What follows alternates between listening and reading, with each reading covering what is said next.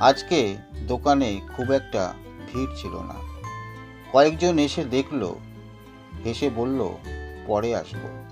তারপর আর কেউ এলো না। কাউন্টারের উপর হাত রেখে চুপ করে বসে থাকি।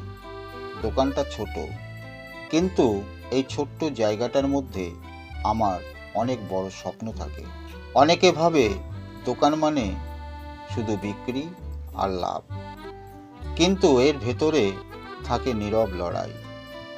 আজকে বিক্রি কম হয়েছে, কিন্তু স্বপ্ন সেটা কমেনি। কারণ আমি জানি প্রতিটা বড় দোকান একদিন ছোট থেকেই শুরু হয়েছিল। হয়তো আজকে নয়, হয়তো কালকেও নয়, কিন্তু একদিন এই ছোট্ট দোকানের গল্পটাও কেউ শুনবে, আর সেদিন আমি শুধু নিজে নিজে হাসব। ধন্যবাদ।